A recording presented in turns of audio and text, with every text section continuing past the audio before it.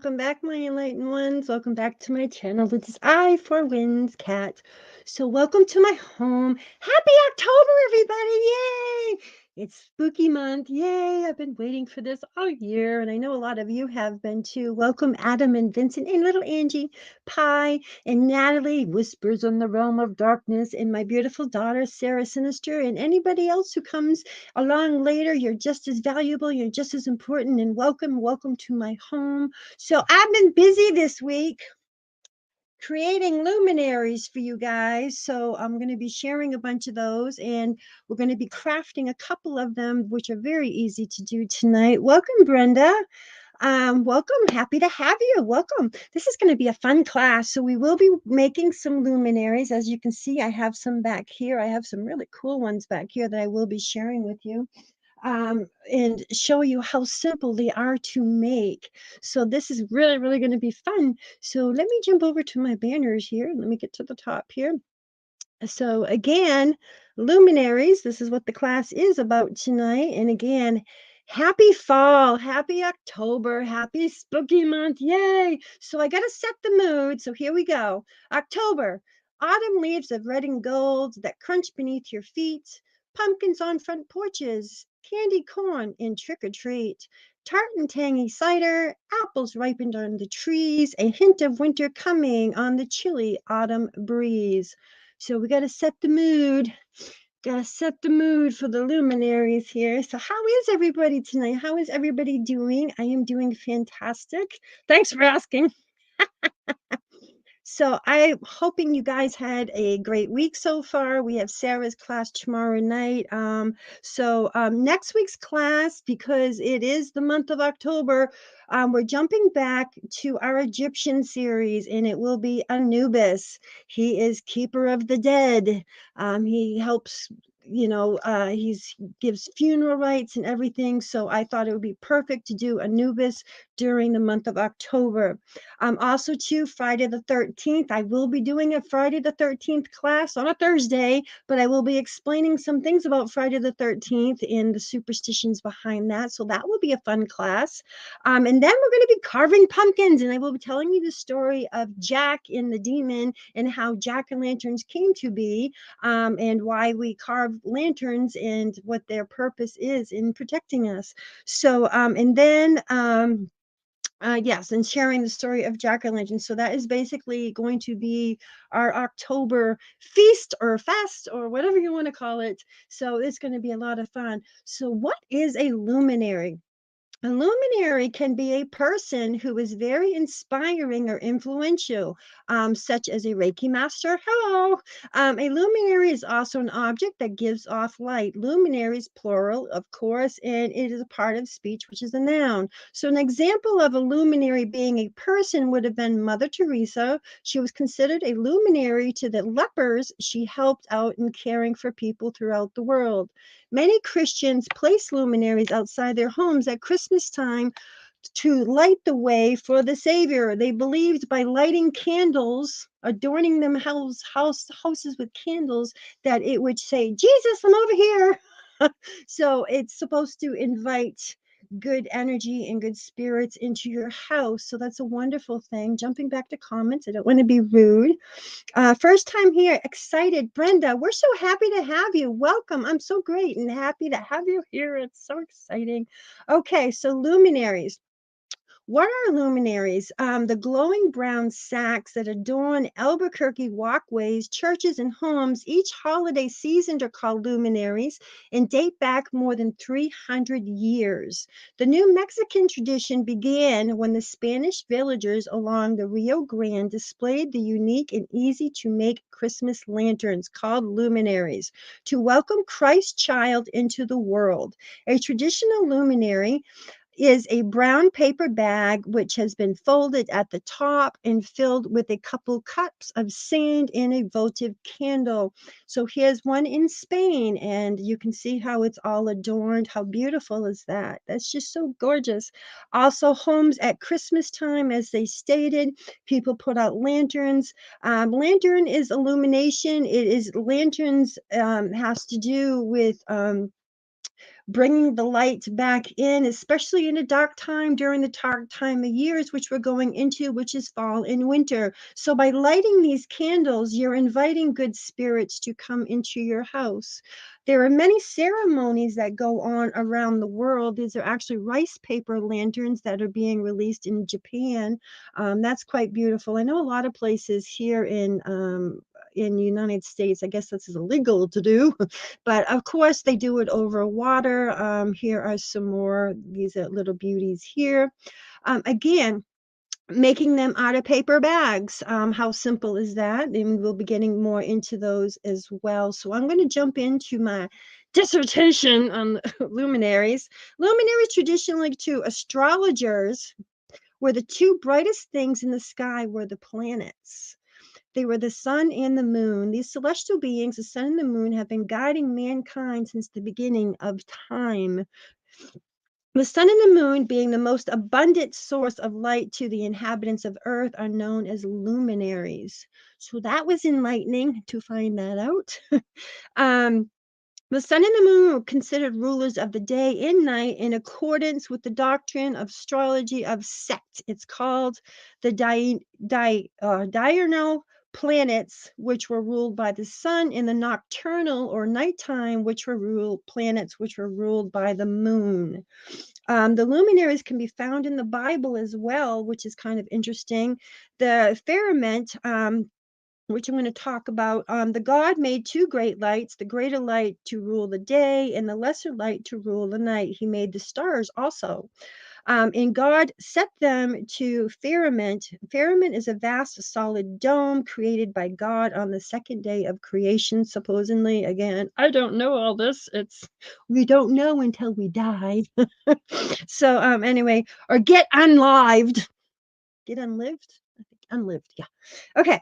On the heavens and give the light upon the earth, and the ruler over the day and over the night, and divided the light from the darkness. And God saw that this was a good thing. This is Genesis 1:16-18, King James Version. Okay, that's enough of that. All right, the luminaries were traditionally astrologers called two astrological planets, which were the brightest and most important objects in the heavens. They were the sun and the moon, of course. Luminary means a source of light.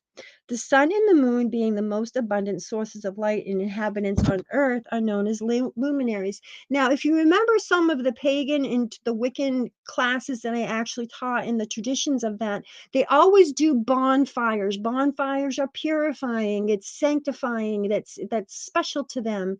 They used to actually throw, adorn, give libations to the fire as well.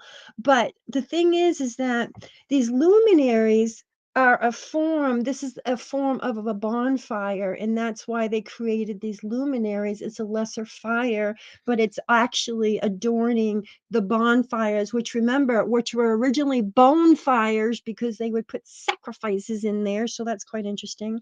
The astrological significance warrants the classification of the sun and the moon separately from the planets. And I know the sun and the moon are not planets, so don't leave me hate mail.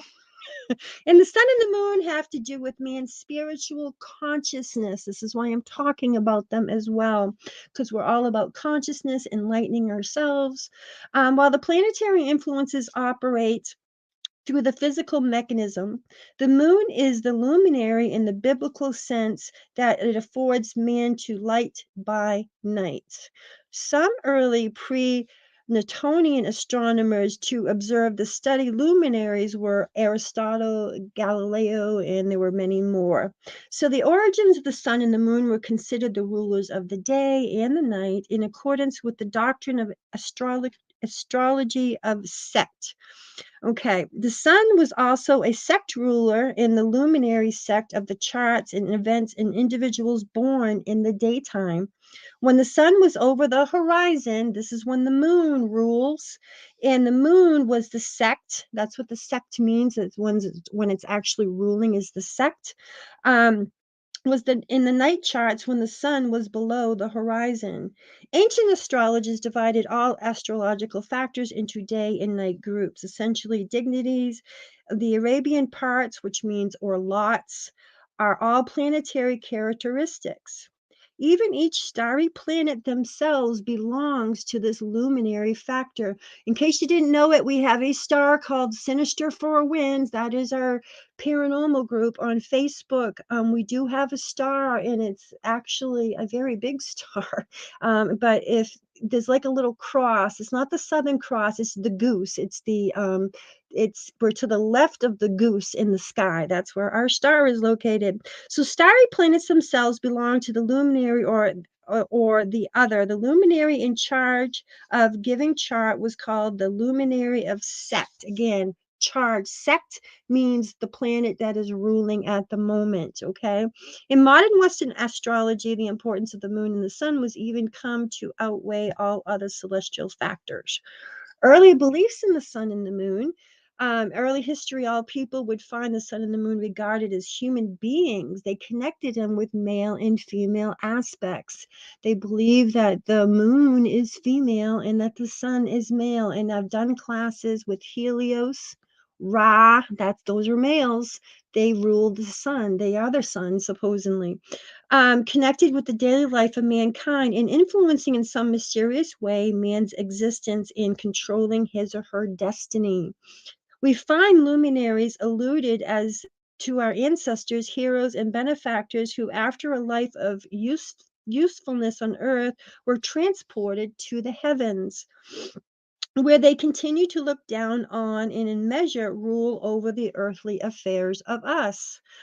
These are our ascended masters that you've heard me talk about. That includes Jesus and Buddha and everything. It's not about religion here, people. It's about the light. These beings are the light, and this is why I'm talking about them as well. They are luminaries, so they teach us when we sleep in our dream state. We astral project, we actually leave our bodies, and we learn lessons when we are sleeping. And these are the luminaries that help us. So that's kind of cool. So Ra and Helios are the lunar. The great mother would be like Selene, Hecate. Hecate is the triple goddess, the maid mother in Crone. We've talked about her. For centuries, people have worshipped and regarded the luminaries as objects to higher powers. And I honestly believe this. I do things called calling down the moon. There's a thing in Wicca called skyclad. When you're skyclad, you're actually naked under the moon. So that's tonight's word is skyclad. I'm going to jump over to comments. I'm being quite rude. I'm so sorry. Hello, Chris. Welcome. Great to see you, my friend. Haven't heard from you in a while. Tina, my other buddy, she was with me today. She was such a superhero today. She's my bud. Welcome, Tina. Great to have you and everybody else and anybody else who joins us later. So, almost done with this. Now we're going to get to the real good fun stuff.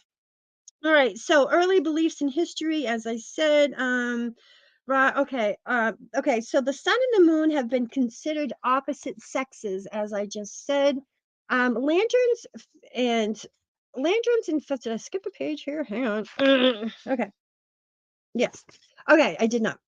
Okay, so that's enough with the sun and the moon, okay? But I just wanted to bring that to light. I see what I did there. Bring that to light and illuminate you. See what I did there? With this knowledge of these celestial, I'm not going to say planets, celestial beings, because remember, I've taught you there's a consciousness to these planets. They're not just objects in the sky. You can commune with them. I've communed with Sinister Four Winds, the star. I've actually done an automatic writing with it, and that was quite cool.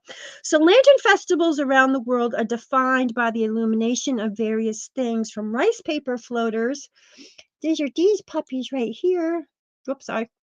Rice paper floaters, and flickering luminaries to grounded candlelight objects, such as these puppies here. These are kind of cute. Each festival has a deeper meaning, whether religious or just cultural tradition, but simultaneously, lantern festivals are centered around peace and hope. You can see one lantern event, but you haven't seen them all. Each has its own ambiance in life, many of which would be experienced, be an experience of a lifetime to actually go see one of these lantern vigils. Diwali, this is one festival of lights in India. It takes place in the fall, and that's why I'm mentioning it because we're here in the fall. It's October. It's celebrated for 4 days. There's that four again. Four is always in my face. Oh, I came home the other day with my mother from doing groceries, and I pulled up to a stop sign, and there was a car in front of me, and the license plate was 4444. What are the odds of that? Okay, that's kind of crazy. Being likely to the sorry, squirrel. That's a squirrel moment. Being likely the biggest holiday in the country, it can be compared to its importance of Christmas in the United States. Clay lanterns dot the walkways. People give each other gifts and demons are warded off by the burning symbolic symbols. So, the symbolic symbolism of these lanterns here, such as Jack o' lantern, and that's why we actually carve Jack o' lanterns, is to ward off evil. And while I explain that, I'm not going to go in any more depth in that because I want to share that with you in the pumpkin carving class because we will be carving a pumpkin, and that's going to be a lot of fun. So anyway, what do luminaries symbolize? Each in the Roman Catholic Church believed the lights would guide the spirit of the child Christ into people's homes at Christmas time. Even though, as I said, Christ was not born at Christmas. Don't give me hate mail for that, please. All right. The origins of the luminary tradition can be traced to the 16th century in Spain when small controlled bonfires, as was bonfires, they were lit along the routes to churches so the worshippers could easily find their way for the midnight masses. Over time, the luminary practice evolved from using fires to paper bags with candles inside. That's not a fire hazard. Each one of these are those battery ones, so I have no fire going on here. So over time, with the candles today, with this form of luminaries used all over the world for any occasion or any special event. It is a time of year again. The frost is on the pumpkins and the chill is in the air. Rushing in all the beautiful colors of autumn, fall symbolizes to me how death can actually be a beautiful and graceful event. When you watch the colors of the trees, that the chlorophyll is coming out of the leaves and they're losing that green that's getting pulled back into the tree to keep the main tree alive during the winter. But the death of the leaves, how beautiful and how graceful is that? I mean, that's just a beautiful thing. These lovely colors of the changing leaves from the trees can be incorporated into your decor by ways of creating luminaries as well as carrying on ancient traditions of the past. I also feel it is a way of honoring all of nature, the sun and the moon, as well as the gods and goddesses in the elemental world. Um, just like pagan traditions of bringing a tree into your home at Christmas time to honor the spirit of nature and the tree, placing lights upon the tree with the promise and hope of the light that will be returning to us in the spring. So, you can see why these traditions of luminaries have carried over since the beginning of time through many cultures, faiths, as well as many different traditions. So that is my dissertation on that. Thanks for hanging in there. Jumping over to comments. So Tina, I don't know anyone who used I used to go skyclad. Tina likes to go skyclad in cemeteries. I told you a big secret. Ha ha ha. So anyway, we're kind of freaky people. So anyway, so what do you say we look at some of these luminaries and start having some fun? Are you guys up for that? Thumbs up. You guys can hear me okay? Everything good? I'm gonna take a sip off my drink here. Gave myself a haircut tonight and I didn't feel like wearing my hair up. So this is me, my witchy self. Okay. So I do have a candle poem I want to read to you. Watch a candle reflection in the window on a dark night. You will see two flames burning oh so bright. For they are there with you, for that I know it is true. One flame burns for them, and one flame burns for you. So that's kind of cool. So, anyway, so some of these luminaries, this is how simple it is. I mean, just a bag, okay? You grab a leaf outside, you trace the leaf, remove the dang leaf, pull it off the bag, and look, it's a luminary. I mean, that's just the simplest thing in the world there. So, there's one luminary. I do have this is my art table that I'm going to be bringing over here. So I will be dropping my camera down so that you guys can actually see up close and personal. Um, how simple is this? You guys know what these are. You buy them every year and you stick them on your dang windows. How beautiful is that? Look at this. This is a simple glass I picked up at Walmart, and I actually let me kill my camera for a minute so you can actually see how kind of beautiful these are. Can't really see it because I got a reflection on my computer. But anyway, I'll put it back over here. But how simple is that? Just putting these little stickies on a glass. That's pretty simple. $2. $2. Economically feasible.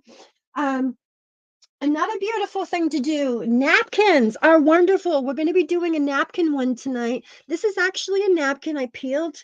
There's two layers to a napkin. You want to peel off one layer so you can actually see it really, really glow. But this is trick or treat, and it's got a bunch of little spiders all over it. So how simple is that? I like to use the ball jars. These are great. They're cheap. They're economical, so they're great to use. Um, Here's another little simple one here. I actually took a leaf, put paint on it, slapped the leaf on there, and then it's kind of hard to see, but you can actually see the leaf here. And then what I did is I put tissue paper over it. These little pumpkins here, Mod Podged on. Boy, it's hard to see with that light. There we go. So Mod Podged on, but these are just simple little leaves. I mean, that's how simple is this? This is probably $2 right here. Uh, I'm just showing you how easy these are. Grabbing the leaves outside. Now, you want to grab the leaves before they dry and they start to crack. You want them still to be kind of soft when you apply them. I left it so it's kind of hanging off the jar because it gives it that 3D effect, and I thought that was very cool. But this is just red tissue paper. How simple is that? I love tissue paper. I'm going to show you something else that I created with tissue paper that's really cool. It's my favorite one, but I'm not going to show it until a little bit later. Um, this is actually a sage. It's full of sage and salt. I'm not going to bother opening up, but this again, this is black tissue paper on here. It's my little ghosty that I made. But I love to use burlap. I like rustic. I like rustic things. So I'm all about rustic. So that one's kind of cool there. Um, I made one for Sarah. This is my favorite. If you can see it, it's a little pet ghosty. So anyway, there we go. Pet ghost Boo. His name's Boo. I got a little planchette here. This is how we summoned him into the jar. But how cute is that? It's just I put a little filament of a string coming down from the cover. So if I take it off, the ghost is attached to the cover, but he's actually floating there in the jar. So Sarah's got her own little ghosty to play with. So that one's kind of cool. Um, I like nature. I love nature. Excuse me. I absolutely love nature. So I went out on a nature walk. I actually found pieces of bark. So this is actually bark here. I don't know if you can see it here. But this is bark here. And then I put leaves on it. It looks ugly, but with the light in it, it doesn't matter how, if you don't like it, you can put a light in it, you're going to love it. It's just beautiful. The light really takes off. So anyway, so I'm going to show you my favorite one. This is the one I've been working on, and I put a lot of time into this one. This is my favorite. I went out and got a bunch of sticks from the yard, and I actually hot glued the sticks. First, I put the burlap on so the sticks would stick to the burlap with the hot glue gun. I actually had a globe. In fact, the skull was the globe here, and the crow was inside of it. It was a snow globe, a Halloween one, and it broke. So what I did was is I cut off the bottom of the crow and I attached him to the jar. And I actually took tissue paper. This is these little branches here. This is all tissue paper. You can actually see where I missed painting it underneath here. But this is just all little tissue paper. I roll it up. I put Mod Podge on the paper and make rippy bits, and I roll it into little worms, and then I take the worms and I go around. So he's actually quite attached to the cover there. So this is my favorite. I absolutely love this one. I think it's beautiful. Again, the sticks, the burlap I already had. So you're looking at probably the price of the jar. That's what you're looking at here. So these are all economically feasible. These are great things to do. And look how beautiful they are. They create such a mood in your home, and it's so wonderful. So Let me go through a couple more banners here, and I'll show you a couple more here. I'm gonna wake up my mousey. These are how simple is this? This is just taking paper, like construction paper or regular oak tag paper, and you just make a cylinder out of it, tape the back of it. But before you do that, punch holes in it and make decorations. I mean, how simple is that? That's quite creative. Another thing you can do, just taking a regular candle, adding herbs and spices. That's a lovely thing because you bring those beautiful aromas. You want to make your house smell lovely. You get a candle and you put cinnamon and nutmeg on it, and within 5 minutes, it's going to smell like you're baking an apple pie in your house. These herbs, if we forget to use them, you can actually create rosemary candles. How simple is that? Putting rosemary in the jar, melting down, even old candles. I never throw out my used candles that I use for rituals and stuff because they have good juju in them. So I melt them down because all these candles I've dressed with magic and all the lovely things of the love and light, those luminaries, and I actually will melt them down and put them in a jar and create another candle. So that is quite cool there. Um, so we will be making one of these tonight, the tissue paper jar. I'm just going to show you how simple it is and easy it is. But other lovely things you can do, oranges.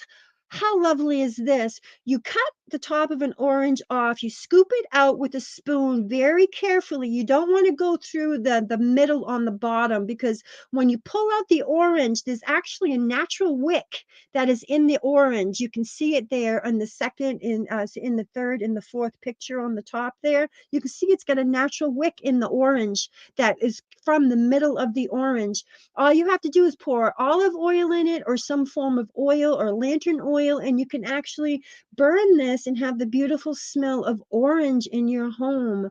Orange is enlightening. And remember, the color orange and black for Halloween, orange means new beginnings, new things coming your way. Black represents the past, the things that you've learned, your life lessons. It also represents your shadow self, but it represents the years gone past now. Okay, this is the witch's new year, so it's coming in. Here's more things you can do with the oranges.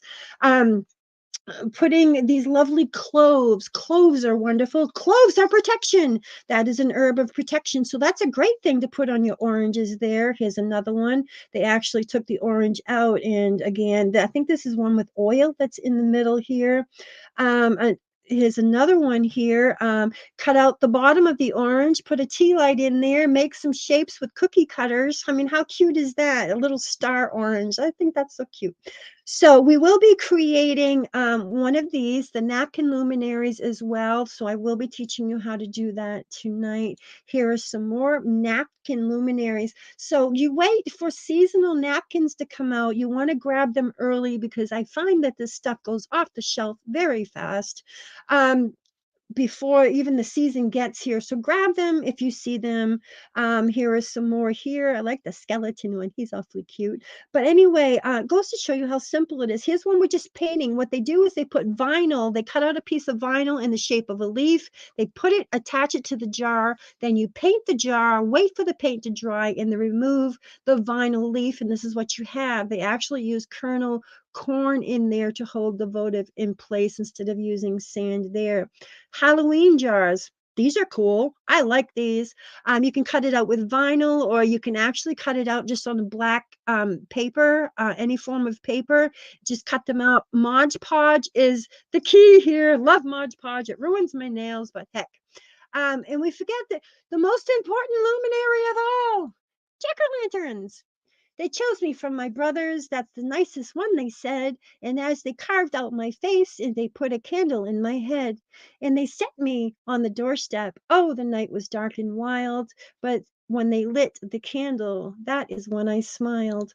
So I thought that was really cute. So jack-o'-lanterns, these are luminaries, and these are actually put on your doorstep to confuse negative spirits because, as you know, the veil between the living and the dead is the thinnest on Samhain, which people pronounce Samhain. That's wrong. But Samhain, which is the witch's New Year's, October 31st. So here are some more jack-o'-lanterns. How beautiful are those? But you can be elaborate with these, or you can just be very simple. Look at this. You take a dang drill. Get out your frustrations. Drill that pumpkin. Okay, another way you can display, just cutting out the top of the pumpkin and placing a candle in the top. That's really cool too.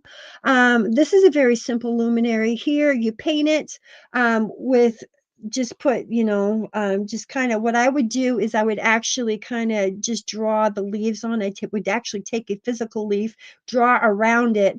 Then you paint the jar, and they actually use puff paint to highlight the leaves. So that's why it's puffy like that.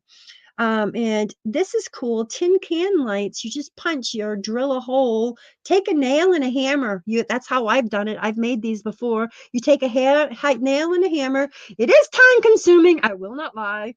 So take a nail and a hammer and just kind of punch the holes where you want, paint the can, and how simple is that?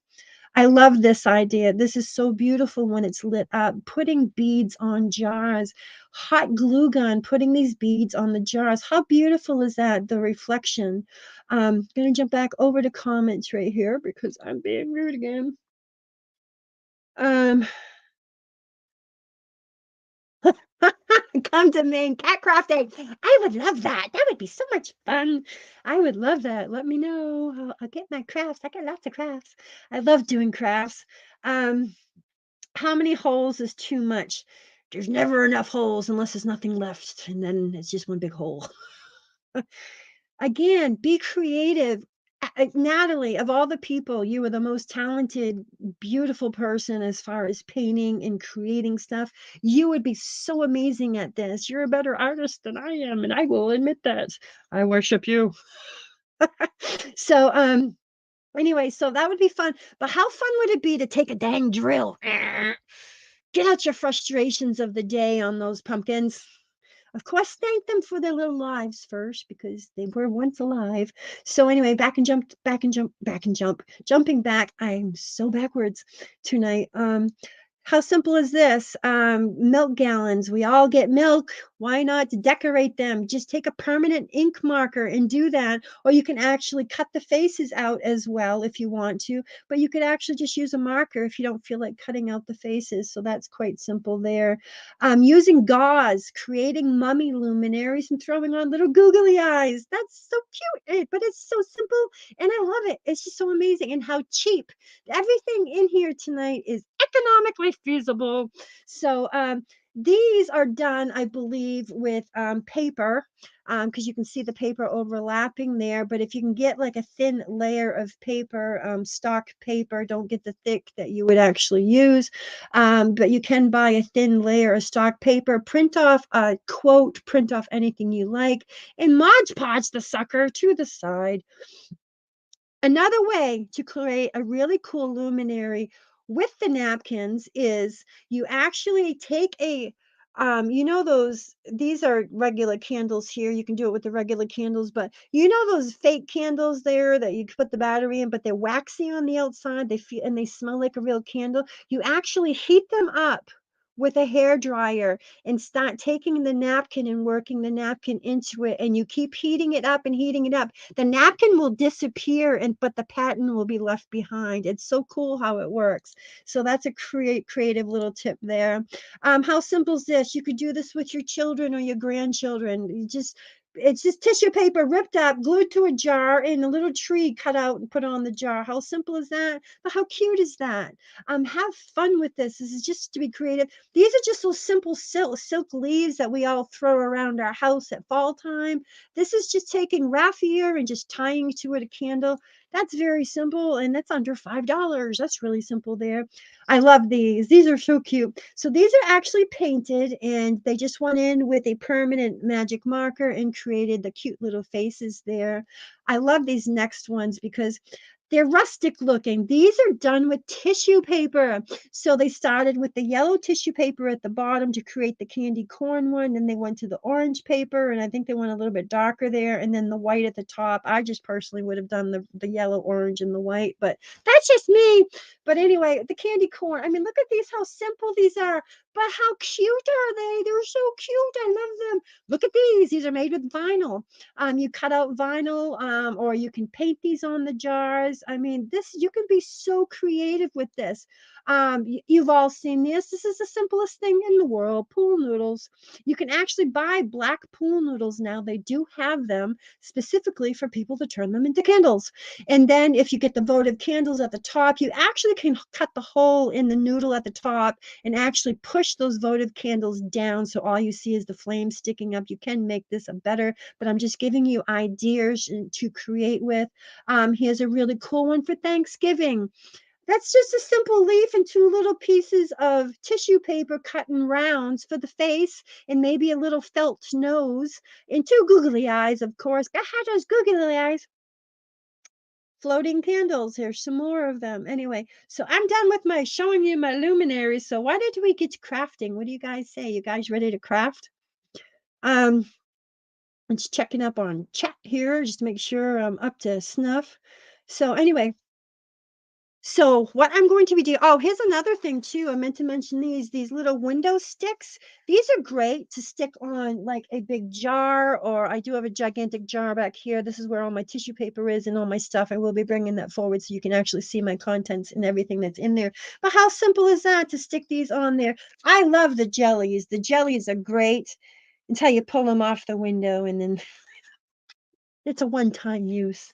But I mean, how simple are these? This is just so much fun. So I got a yes from Adam. So let's get creative. So other things, the little pumpkins that you see on this one here, the little pumpkins here that you see, I'm trying to get it out of the light here. There you go. There, these little pumpkins that you see.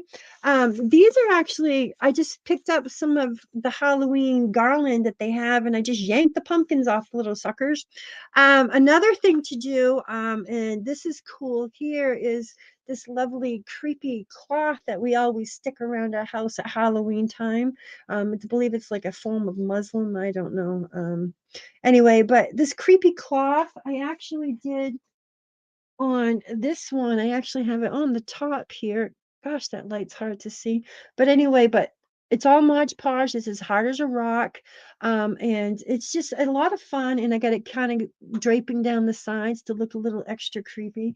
So, but how simple is that? But I recommend burlap. Burlap is awesome. It's beautiful. It has all the holes in it and it lets the light shine through. So that's really cool. I love using burlap. So again, grab your leaves. You want them soft and pliable. You don't want them so hard that they're actually breaking, that they're just disintegrating in, because you can't do anything with that. So I went on a nature walk the other day and I went and I grabbed a bunch of leaves and that's where, so anyway, so that's my kitty cat there. All right. So these are the jars I'm going to be creating tonight. So that's going to be quite fun. I got some dust flying around there. Sorry.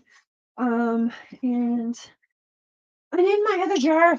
So I always recommend when you get tissue paper, I use tissue paper for paintings. I make them 3D by using this tissue paper. I always crunch it. I want the texture of that because I want to show you the texture. You can see the line. See that beautiful texture? That's what I love to see. I create books that you can make fake leather books. You can take that and Mod Podge tissue paper on actual hardcover books and it will look like a real leather book. It's so cool. um there's no amount to what you can do here. So we have the orange tissue paper. So basically what you want to do is create little rippy bits. If you guys are joining me tonight, you can go ahead and start doing little rippy bits. I'm going to do some here and then we'll get crafting and I'll drop my camera down and I'm going to set up my little station. I have a cloth I need to put on my desk. I'm going to move my keyboard, guys. So I'm moving my keyboard out of the way because I'll get glue on it. I don't want to glue myself to the keyboard. So again, when we do the napkins, I'm going to explain how to do that again. So the black one that you just saw, this is black tissue paper here. The red, this is actually, this trick or treat napkin is the one that's on here. How cute is that? How simple is that? So anyway, so that's really a good idea there. So this is basically, this is all just tissue paper in here. So I'm just going to be using the orange and yellow tonight because I think that would be really cool. I'm going to put my napkin aside for the next jar. So we're going to do the tissue paper jar first. All right, so get my luminaries out of the way. All right, so hey, leave me alone. Just full of bad puns tonight. Okay, so I'm going to sit at my station. I'm gonna move my mousey. Go away, mousey. Sit there. All right, so I have a puppy pad here, a training pad. These are the greatest things. I use these all the time for crafts because I like to use glitter and make messes, and Sarah gets mad at me when I get glitter everywhere. Sarah Sinister. So I like to use a fan brush because it's got the wide bristles on it. You can see I've used this thing for everything. I've had this brush probably for like 5 years. Anyway, I like this because it really coats the jar and it's so easy and it's so quick. You're going to see how fast this is, guys. It's just so ridiculous how fast this is. The only jar that really created that took me time was, of course, the crow because I had to set the crow on the top cover and everything else because you pick him up by the cover and I wanted to make sure that he wasn't going to fall off. So anyway, I got my puppy pad down. Okay, so I'm gonna drop my camera down, guys. So see you later. Oh, I gotta put my pen in. I gotta find my pen. I think I buried it. Yeah. So I gotta put my pen in the camera so it doesn't go down. Oh, too far.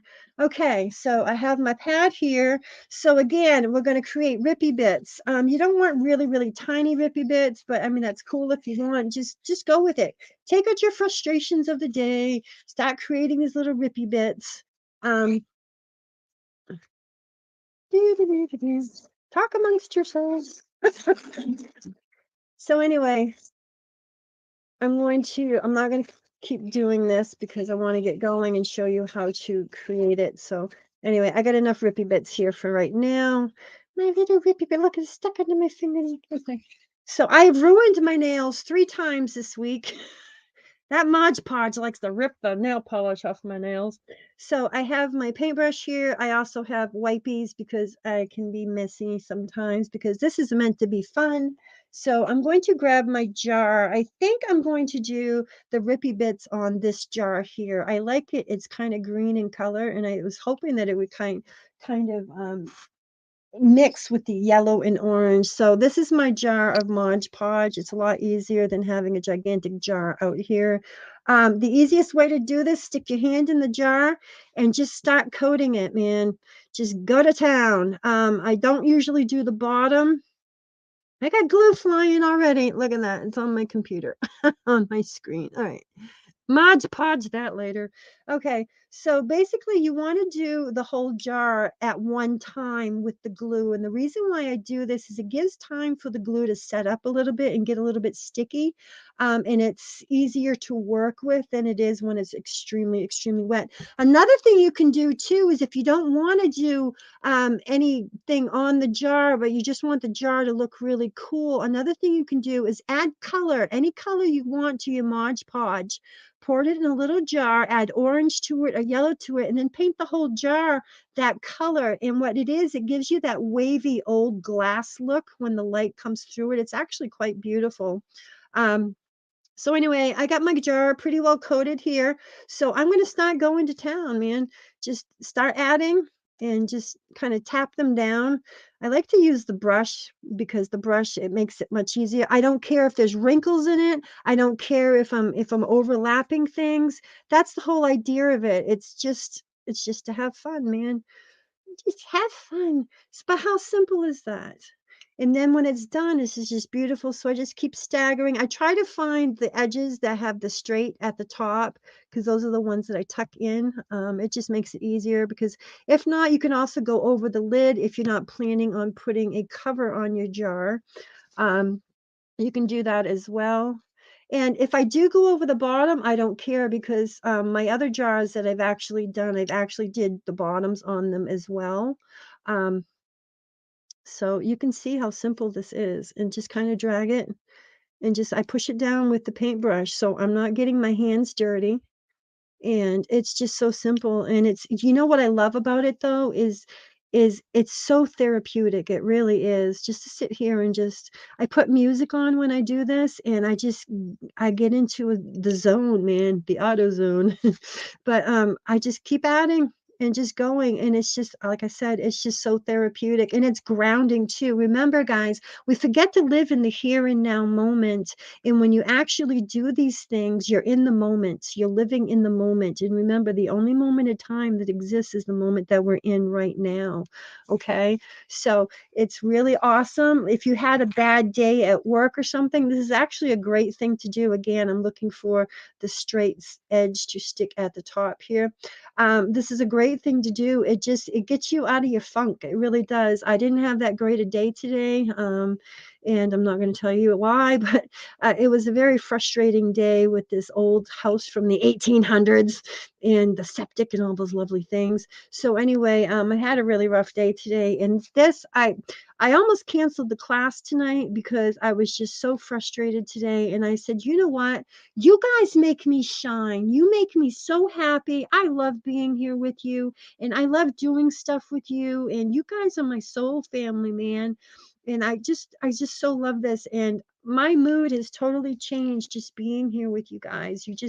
My friend Tina, like I said, she was here today. She was my buddy. She helped me through some hard stuff today. So thank you, Tina, for being such an amazing friend. We've been friends now for about 20 years. She's just an amazing lady. She's our resident psychic. We work with her very much on Sarah Sinister's channel. She's really amazing. But look at that. I just basically get the whole jar done, and any spots you miss, just go in. And remember, if you accidentally tear the paper while you're, because sometimes when you do this, you'll accidentally tear the paper. Just create a patch and throw it over. Who cares? It's the light's still going to come through. It's still going to look beautiful, and I promise you, you're not going to see those little holes through it because you're just too busy looking at the light and just enjoying the ambiance of these little things. So anyway, so I'm just about done here. I don't want to put my jar down yet. So I'm not doing the bottom of the jar on this one because I want to be able to set it on the paper without it being glued down. I usually set them on their covers to dry. If you do the bottoms of them, take the metal part of the jar and set it on. So this is the metal part of the jar and set it on that to dry. If you do the bottoms, it still allows the air to get through to the bottom and it won't stick because it's metal. So that's my little secret for that one. But and this will probably be dried too. That's another thing I love about Mod Podge is it dries very quickly. I missed a spot up here, so I'm going to turn it. Actually, I'm going to see if I can do it this way and just smack her down. So anyway, so look, that jar took me how long? Less than 5 minutes. So I got a couple little more holes here. I'm going to go in and do my little rippy bit patches and just go in and hit those spots. And again, I don't care if the paper is really wrinkled. I want that look. I like rustic look, so I'm going to run with that one. So anyway, but you get the gist. And once that dries, it's going to be really, really beautiful. So I shut off the notifications on my phone. Why is it going off? So again, if you want to do the bottom, just here, I'll do the bottom and we'll just flip the jar over. Let's do that. Another thing you can do too, instead of trying to put the votive candle in the jar, sometimes it's hard because when you put the candle in, it flips. You can actually put the votive candle down and put the jar upside down on it. You still get the same effect, and other than the jar is upside down, but if you're putting a pattern or something on there or writing, just make sure that you got the writing going the right way. Again, going across the bottom, I'm not even touching it. I'm not getting glue on my hands. How simple is this? Um, Hi, Don. Welcome to my class. Welcome to my channel. I'm Pat. Can't see me. I'm hiding right now. I'm incognito. So anyway, but you get the gist here. Just go around and smack them down. So at this point, what I do is I'm going to put it upside down and let go of it. There we go. Look, no glue on my hands, guys. Oh, maybe one little spot. I think that's from me cleaning off my computer. I'm the Mod Podge queen here. That's Sarah in Sparkly Queen. I like my glitter. I'm a glitter queen. My carpet in my living room because I put glitter on some of these, votive candles, I mean, some of these luminaries, and so my carpet's sparkly right now. Okay, so that jar is done. So that jar probably took me, what, 5 minutes? Great to see you, Dawn. Great to see you. Welcome, welcome, welcome. So again, this is the tissue paper technique. Okay, so now we're going to move on to the napkin technique. Okay, so let me throw this over here on my table. All right, so now we're going to do the napkin technique on this jar. So let me move this one out of the way. So the same thing, this one's easier because I can really stick my hand in there. Um, Again, just, oh, first, let me see. So this is the napkin we're using for tonight, okay? So as I said, there's 2 plies to the napkin, okay? This is a really cool pattern. I liked it. I actually want to go around the jar, so I might measure it and see. So what I'm going to do is I'm actually going to take my pair of scissors first, and I'm going to cut this up. You know what? I already have it started somewhere here. Hang on. I gotta find the sign. Sometimes it takes a minute to get there, to get it separated, but you just pull it. So you want to separate the back. It just makes it easier to see in the candle. So these lovely seasonal napkins, they're available everywhere at the grocery store, at Walmart, wherever. So, and of course, I discard this piece or I save it for an art project, which is usually what I do. I don't waste anything. All right, so what I'm going to do now is I'm actually going to cut this in half just so I know it's going to fit better on my jar. So cutting it in half, I'm going to start with one piece. So again, first thing we're going to do is we're going to coat the jar. Okay. With the napkins, I do it a little bit differently. I'm not going to do the whole jar at one time because I like to work the napkin on trying to get it a little bit flatter than the tissue paper. Whoops, I got a booger. I don't like those boogers. All right. So I'm just going to do a little bit of it and then I'm going to start. So this way I can lay my jar flat and I don't have glue on one side. So it allows me to have more control over the napkin. Again, put the line at the top of the jar and just push. That's it. And then I take my paintbrush and I go over it with the Mod Podge because this is going to create a beautiful coating on it once it dries. The Mod Podge does dry clear, so it will not be this white color, I promise you, if you're not familiar with Mod Podge. So, and again, I can put it around the bottom here, go under, and just push the paper into place where I need it to go on the bottom of the jar. It's just too simple. And now I can turn my jar. I flip the paper back and I put another layer on and continue on until I get the whole thing covered, push it over. And I like to use my paintbrush more than my hands because number one, you're not getting so messy. And again, I don't care if there's wrinkles in it because it adds to the rustic look of it. And I love rustic. I really do. I'm a simple, I'm not a materialistic person. I just love nature so much. And I just, anything that's just rustic and just simple, that's me. I'm a simple girl. So anyway, just work it around the jar. So this is one half of the napkin is doing this whole jar. So you can actually do 2 jars with one napkin. So that's pretty cool there. So anyway, working it around the jar. Again, I'm flipping it over. I'm going to drag my paintbrush to push it down.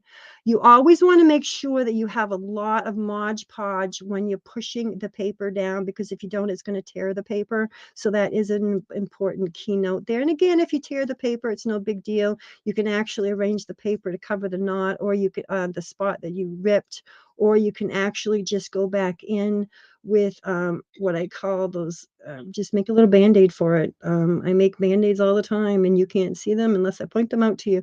I also put ribbon at the top of the jar too, so that kind of decorates the top of the jar. And again, just pushing the bottom down.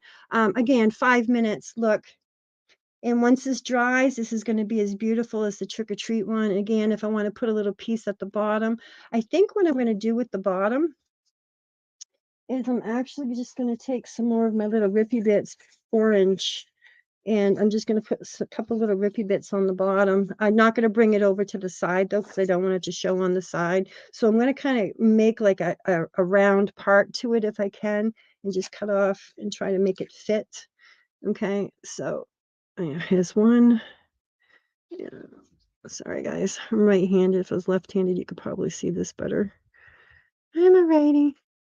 So again, I got a little round piece here that I'm going to create and stick it on the bottom.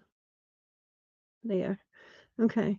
So now that jar is finished. So how cool is that? So once the jar is dry, I can flip it over and put my votive candle in it. But that's going to be so pretty. You can actually see the pumpkins on the inside of the jar too as well.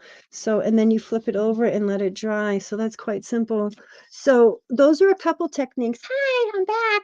So those are a couple techniques that you can actually do with creating these beautiful luminary jars. Again, this one's my favorite.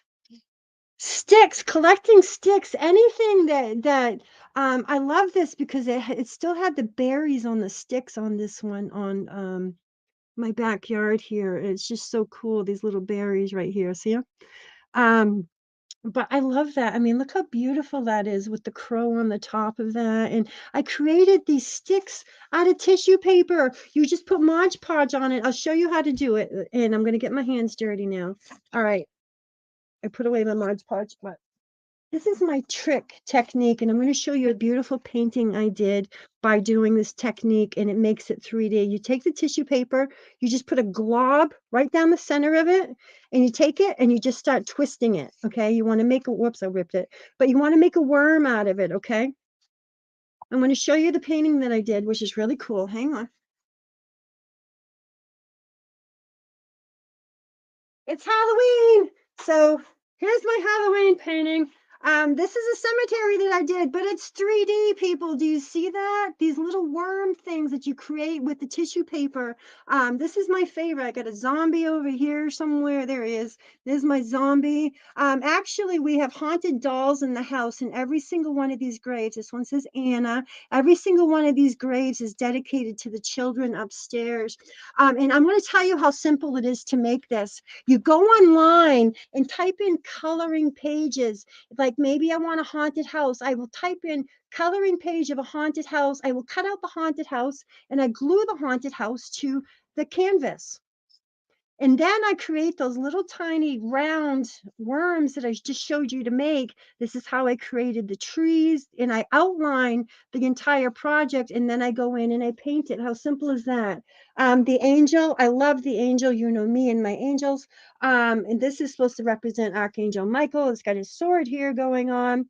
Um, but you go ahead and you just put a cutout of an angel on there and arrange it. It's so much fun. You just make a collage of how you want everything. Same with the church. The church, I found this online. It was a coloring page church. There was no color to it. It was just black and white. I cut it out. I throw it on here. The windows, I know it's hard to see them, but the windows are actually 3D there. But this is so cool creating this 3D art. I absolutely love doing these.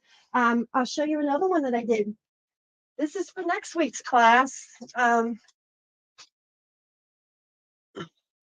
There's Anubis. I did Anubis. He's all 3D. That is so cool. This is his symbol up here for Anubis. But that's all 3D, guys. Look at that. So that's really cool. And I did one on Isis. Here's Isis here. Um, this is all tissue paper, guys, and when it dries, it's as solid as a rock. I love it, and it's so economically feasible. It's so cheap to do. I'm all about saving money because I'm on a budget. I'm disabled, and I only get so much money a month to live off of. So I gotta get creative. Jasmine, welcome, my love. Great to see you, sweetness. Glad you dropped in. We missed you so much. But these cool little luminaries, man, how simple is that? And it's fun. Take your kids outside. Let's collect some sticks. Put burlap on it first. Just Mod Podge the burlap to it. You get the thick burlap, the wide one. This is actually really a wide one here because it's a big jar. And then hot glue the sticks to the jar. I mean, that is just so simple. These are so fun to make with the kids. I mean, how simple is that? If you don't want to put a lot of work into it, get the little gummies there that you stick on your windows and put it on a glass. That's so simple. So anyway, so basically this is my class on luminaries. Um, But again, this one's my favorite. This is the one I created for Sarah, her little ghosty. He actually does glow. I have the candle under his skirt. It's so hard to see because of the damn lighting in here. But his skirt is glowing, if you can see it. His little skirt's glowing. But he floats around in the jar. So he's actually attached to the lid and you can jiggle him around. But that's Sarah's little pet ghosty here. His name's Boo. So have fun with these, be creative. And the nice thing about them is they bring such warm, inviting atmosphere into your home, especially around. And remember what they represent. They represent bonfires. These are the ways of the pagans in the olden days. They used to actually run cattle through bonfires, between the two bonfires, because they thought it was a form of blessing for the cattle and prosperity and abundance for the year. So these are lovely traditions to actually bring into your house. And how simple are these? 5 minutes, guys. We created these with a napkin and tissue paper. Now you can actually put, you could go outside if you wanted to afterwards, add sticks to this if you wanted to. You could, I'm getting messy now because I touched the jar because it's wet, but I got a pokey over here. There we go. But you could stick a leaf on the jar if you wanted to. You can do anything with these. So they're just a lot of fun. And I just wanted to share that with you. So next week's class, as I said, is going to be Anubis, the king of the dead, and funeral rites. So we're going to learn about him because I thought it was the perfect month to bring him in. He's very, very important. Yes, in the Egyptian ruling. So we want to talk about him. He decides where souls are going to go after they die. So he's kind of an important psychopomp. Remember the word psychopomp? Psychopomp are spiritual beings that help cross other beings over to where they need to be. Every time you guys cross, good night, Jasmine. Thank you for stopping in. Love you, sweetheart. I got your necklace on. I got my birthday present on. So again, you can have fun with this. You can actually put music. If you like music, put music. Or can you imagine putting like paper music notes? That's my dog walking over there, scared me for a minute. Putting music notes on these candles or anything else. So they're a lot of fun. We will be carving jack-o'-lanterns soon after the Friday the 13th class. The next Thursday after that, I believe, is the jack-o'-lantern class, and we will be learning about why we put jack-o'-lanterns outside and this crazy story behind Jack. Oh, Lantern, that's it's named after him. So anyway, I wish you all a very, very good night. I will see most of you hopefully tomorrow on Sarah Sinister's streams. I don't know what we're gonna see what she's sneaking and going to be doing tomorrow night. So that's going to be a lot of fun. I will be joining her hopefully. I like to join my beautiful daughter in her spookableness. So anyway, happy October, guys, and thank you so much for joining me here tonight. And I hope you get a little illuminated with these luminaries. God bless you all. And remember one more thing, guys, always keep shining that light of yours. And that's the most important luminary of all. I got to find my mouse or I won't be able to end here. But that's the most important luminary of all is you. You're a luminary. One more thing before we go. Hang on 1 second. I got to read this to you. A glimmer in the darkness, in the depths of the night, when all is still and quiet, and the glimmer shines so bright, a spark of hope, a guiding light. Amidst the darkness and despair, it whispers softly, I am here, a beacon of light so rare. I comfort, uh, I comfort to those in fear. It's easy to feel lost and alone, to believe that hope is all gone, but this glimmer it's shown a reminder that we carry on. So when you feel the weight of the night, a darkness clouds in your sight, remember there's a glimmer of in the light, a spark of hope burning bright. You are that spark. You are that light. Don't let people dim your light, people. And what I always tell you, most of all, man, you keep shining that light. I love you all. Good night and shine, shine, shine. See you later. Happy October. Bye.